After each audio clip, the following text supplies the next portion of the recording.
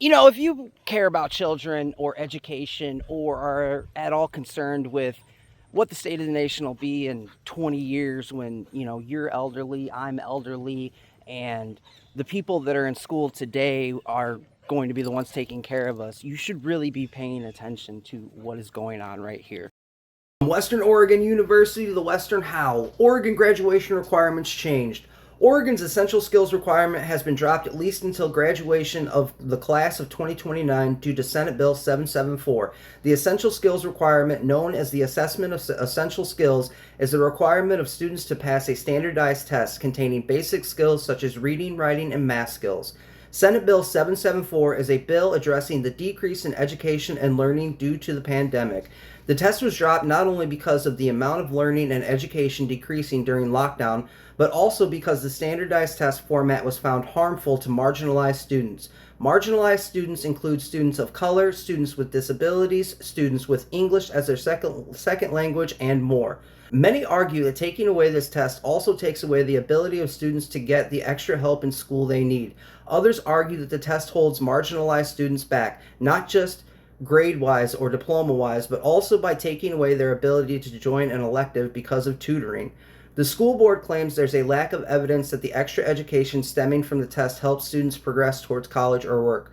Those in favor of disbanding the test believe in the harmfulness to marginalized students. Those for keeping the standardized test believe that not testing students for essential skills leads to the value of a diploma decreasing and making achieving a diploma easier, as they believe are not helpful for students. Oregon doesn't have much room to do worse in education, as Oregon is 42nd in the U.S. in education K through 12. Throughout upcoming years, time will tell if this decision is the correct one. Since they brought up the pandemic, I'm going to go ahead and comment on the fact that it seems like Democrats realized that they screwed over an entire generation of American students by forcing them out of school for 1, 2 years, largely and mostly focused in Democratic states. They realized this, but instead of, in the interim period between then and now, trying to really catch these kids up and get them to the educational skill level that they need to be at to go out into the real world and contribute or to go to college and gain a degree. Instead of trying real hard to do that, they just kept on with their neoliberal ideas of whole word reading and common core math, things that have provably, very evidently, not worked in educating our students and how to proficiently read or solve problems. No, they went ahead and stuck with that after kicking these kids out of school for 1 or 2 years. And now today, when they cannot read and they cannot perform basic math skills to the proficiency necessary to graduate from school and go out into that real world, they're going to go ahead and just get rid of the test. This reminds me, it's very similar to Washington, D.C. not recording crimes as the crimes they actually are, under recording, undercharging people so that they could pad their crime stat numbers. It's the same thing. It's the same idea. They're going to go ahead and get rid of these assessment tests so that they can go ahead and push through graduates that should not be graduating in order to pad those numbers and say, oh no, graduation numbers are just fine. They're just fine. We're doing great. Meanwhile, their students can't read an entire book, have never read an entire book.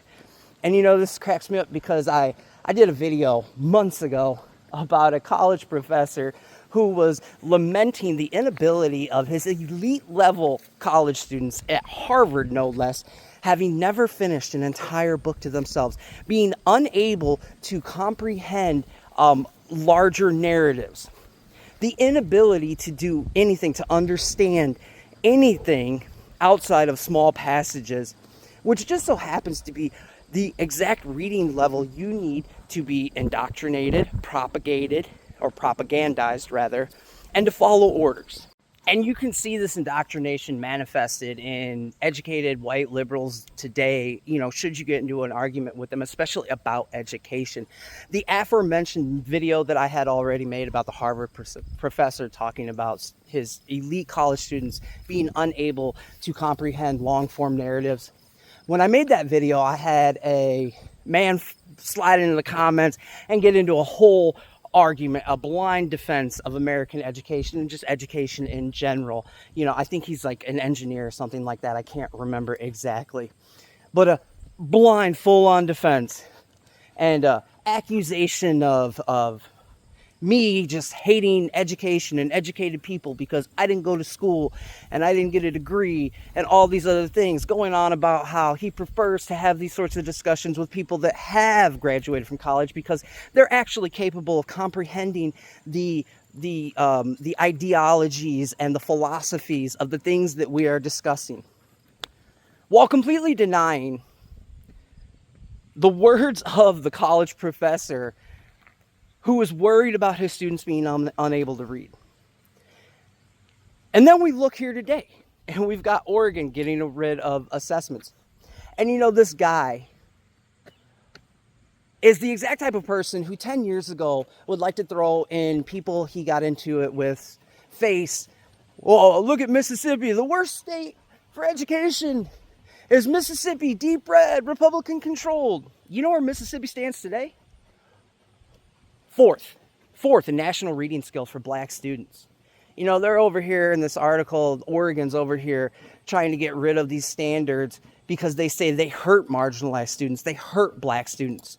But in Mississippi, what they did is said, we're not going to do this, again, Common Core, this whole word learning style. We're going back to phonics. We're going back to what we have used for decades, what we used to educate our very, very capable populace for decades.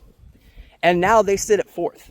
Black fourth grade students in Mississippi are outperforming their rich white counterparts in California, Massachusetts, some of the richest Democratic states in the Union. Now tell me, why is it these marginalized students can succeed in a state that is supposedly completely racist and full of, you know, inbred hillbillies that can't do math or read and write? Tell me, how is it that the marginalized black students of that state are now outperforming rich white students across the country? Well, it's pretty simple. The education system has been corrupted. It has been infiltrated by people who wish to turn it into a legitimate indoctrination system. They only want to teach you to read enough to follow directions. They don't want to teach you enough to think critically. And it's evidentiated all across the country. You can see it very clearly in the way that college educated folks act today, the way that they refuse to think critically and fall back on the authority of their degree to know that they are right despite all evidence provided otherwise. You know, black Americans really need to start asking themselves, why is it that the American left is so determined to keep them uneducated?